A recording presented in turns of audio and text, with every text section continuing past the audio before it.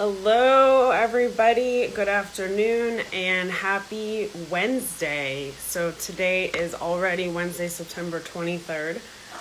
I cannot believe how quickly this year is going. I don't know if that's a good thing or a bad thing. So anyway, this is our fourth week in the mini series on getting unstuck in event marketing. And I just wanted to review for everyone what we've spoken about over the last couple of weeks. So the first week we talked about growth mindset and fixed mindset, and we discussed the importance of remaining flexible with all of the shifts and changes that are happening in our society right now, because the more we think on our toes and the more we're able to constantly be adapting and learning, the better off we're going to be, the better we're going to be for our team, and the more agile that we are going to be. So, hi, welcome. Thank you for joining. So the second week we talked about the customer journey, and we spoke about awareness, making sure that our messages are genuine to our customer, and making sure that our customer is engaged with us along the process, and that we're providing them with something that they actually are interested in and want to take back home with them and remember us for, and hopefully leave a lasting impression. The third week we spoke about hybrid events, and we talked a little bit about the similarities between the virtual event platform and the live event platform, and how those have commonalities but also some differences, but essentially that the most important component of both of those is that we're making absolute sure that we have something engaging and interesting for our potential customer to engage with. So this week, what I wanted to, thank you for joining. What I wanted to make sure that we talk about are, and I came up with kind of a summary of 5 different areas for us to consider as we start moving forward. And so depending on where you are in the country right now, there's a lot of changing parameters on a daily basis. There's a lot of new information out there every day. Regulations and rules are changing, and so obviously we need to be cognizant of all of those. So, first things first, item number 1. Why are we doing this event in the first place? Most of this content that I'm going to cover today pertains both to the live event and the virtual event and the hybrid event. But at the end of the day, we don't ever want to do an event or a trade show booth just to do an event or a trade show booth. So this is a really great time for us to get in touch with our teams, our marketing teams, and our sales teams, and everyone engaged in our programming, and making absolute sure that we understand the whys behind the event. Remember, it's all about the follow-up. Regardless, if someone comes and visits you and they meet you, no longer is it trending to go to an event and exchange a business card, with the hopes that you're going to develop a fantastic relationship with the person that you talk to. It's highly unlikely. So think about why your customer is showing up, think about why you're showing up, and think about what the parallels and synergies are between those two. So before you do that event, really think about your deep whys. Why is it you're selling your product? Why is it your customer should care? Next item is just don't just do a virtual event because everyone else is doing a virtual event.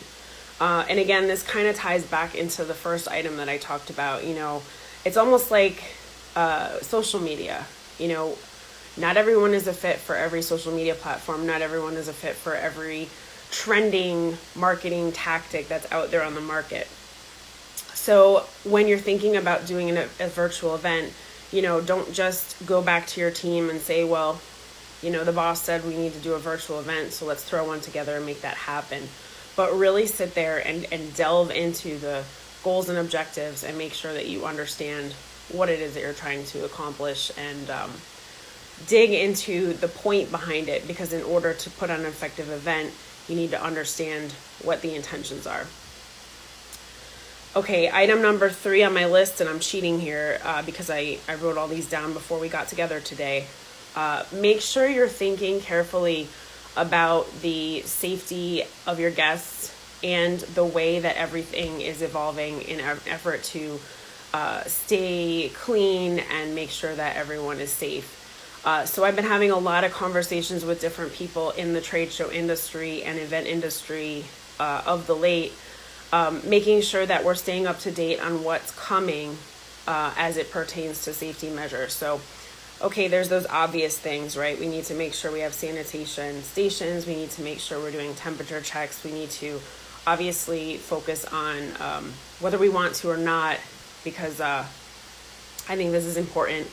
Focus on contact tracing and understand who was at our event, when they were there, how long they were there, so that if there is a positive case of COVID-19 that comes back, that we're able to obviously withhold our reputation and make sure that we're sharing that information and not hiding that, because that wouldn't be cool. But in addition to those very basic things, there's also different antimicrobial protection. I know Expo Displays, and just giving a plug out to them on this. They're offering, it's called Method 1 Shield, which is an antimicrobial protection on their surfaces. And that's just an example of a surface that doesn't have bacteria get attached to it. So it's a little safer to the touch. Also, there's disinfectant sprays that are coming to the market. So people can have this spray on their suitcase or luggage or backpack or laptop or cell phone or whatever, even their own person, before they're coming into your event, to make sure that obviously they're not bringing the germs from the outside with them. Make sure that you prepare PPE for your attendees. If someone shows up to your booth or your event or your dinner or your social or whatever it is that you're putting together, and they haven't worn a mask, make sure you have backups for them, paper, disposable backups. Hand sanitizer. I've been carrying these hand sanitizer attached to my key ring all the time. These are great giveaways to start prepping and getting your mind around the fact that whether we want to or not, this is something that's going to stick around. And ultimately, we should have always been considering the safety of our guests as a primary focus of all of our trade shows and events. Item number 4, if anyone has any questions, by the way, as we go through this, please feel free to type them in the comments, and I thank you all again for coming out.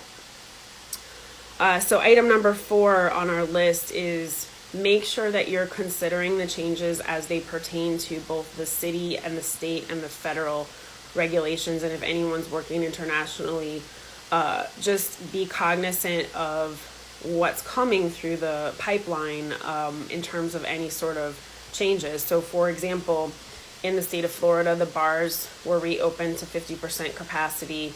I'm losing track of time. I think it was last Monday. So if anyone's watching this after the fact, again, just make sure that you are looking carefully at what the current state of regulations are, what you're able to do, what you're not able to do, and make sure that you are abiding by those rules and policies. And that's especially true if you're doing a private event, or if you're doing a customer training, or even an internal team training. So depending on the number of people that are maximum allowed to gather. But with that said, there's even deeper things than just the number of people that can gather. So for example, how many people are able to come into your event during setup time? Are those people going to need to follow different distancing guidelines? Hi, thank you for joining. Making sure that we are able to really understand on a deep level what policies are changing and how the floor plans at events are changing, and making sure that we are keeping up to date as trends change and as the city, state, federal, and international regulations are changing. And then the last thing that I wanted to mention, this was point number 5 this afternoon, was the hybrid event focus. And I know last week on our call, we talked about the components of the virtual and the live event separately as how there are commonalities between those two. But what we didn't really touch upon was what a hybrid event would look like. So for example, maybe you have a trade show that historically would have been a massive event at the Orange County Convention Center. Maybe you aren't able to gather all of those people together now, but maybe you can put together small offshoot events or small meeting rooms that can be sanitized in between attendees. Or maybe, for example, you can put together, little podcast rooms where people can be sitting socially distantly apart and be doing the live streams, but still together. So you're kind of integrating that virtual component, but also the ability for people to get together. Kind of like, I don't know if anyone's watching Dancing with the Stars. So the ballroom is closed to attendees, but all of the participants that are in the show are able to watch from around the dance floor from the balconies. So everyone is still able to kind of get some live participation together, even though we can't gather as we'd like to. So just try to start thinking out of the box in terms of creative ways to get together smaller groups of people, piece by piece, doing so safely and still making sure that obviously whatever it is that you're doing meets that goal and objective, and it's not just because you want to gather. Cocktail parties, probably not so much, but effective, efficient get-togethers with small groups of people that are set up safely and thought through carefully are probably going to be a future to come. And then again, we talked about a little bit about making sure that everything is interactive. So, maybe we don't have the ability to get together at a buffet right now, but for example, a lot of services are offering box delivery snacks. So maybe someone can't come to your event, but you can surprise them at their office with, a fancy box of chocolates or a fancy box of goldfish or, whatever that might be. Or maybe you do a catered lunch. So you collect orders in advance and put together Uber Eats for people that are staying at different places so you can all have a lunch and learn together, but you're lunching and learning from your own safe place. I think one of the benefits of COVID-19 and the changes in 2020 is that it's actually forcing a lot of people who have been doing the same thing over and over and over for so many years to start really digging in and saying, okay, we've got to talk about why we're doing this. We've got to talk about what we're trying to accomplish here. We've got to really dig into who it is that we actually want to be engaged with and interacting with, and making sure that everything we're doing has a point and a purpose. Because at the end of the day, that's what this has always been about. And instead of throwing lots of bells and whistles on something just to, make it look fancy, if we really dig into the whys, why we're bringing, this bottle to the trade show booth versus another cup, why we're bringing this new product, what is it that the point of this is about, that we're doing this for, instead of just trying to, and I'm not saying that people weren't doing this before, but this is a friendly reminder from the universe. I know that sounds crazy, but a friendly reminder from the universe telling us, hey, it's really important that we understand why we're doing what we're doing, and we're making intentional, careful, educated, thoughtful decisions as we move forward. And lastly, and I know this is, I guess I said 5 points, but I just have one more thought that I wanted to make sure that I brought up today, which is think outside of the marketing department. If you have a team of people and the team has always gotten together with the same group, consider bringing all different angles in, your project managers and even your HR department, your executive assistant teams, I know we have a chef with us today, your corporate chefs. Make sure that you're involving those people, because sometimes when we get into this rut of doing the same thing over and over, it's always going to be the very best to be able to bring in more opinions from the outside, because it's easy for us to still feel stuck because we've been doing the same thing for a long time. And that was my whole point of this mini series is, you know, we don't have to do the same thing, and I hate the word pivot, but we can definitely adapt and move forward as 2021 approaches us. So this was the last of the mini series. This was a 4-week program, as I mentioned, and all of the prior videos have been uploaded to our YouTube channel, as well as they are in the Instagram feed here on Facebook, and I will put today's there as well. But what I'd really love is if anyone has any questions on any other specific topics, although I won't be doing these weekly at 2 o'clock, I would gladly talk about more topics and make sure that I'm providing you guys with content that's helpful that you could take back to your team. Because at the end of the day, we're all in this together, and everyone wants to come out on the other end of this, obviously successfully and healthy and doing well.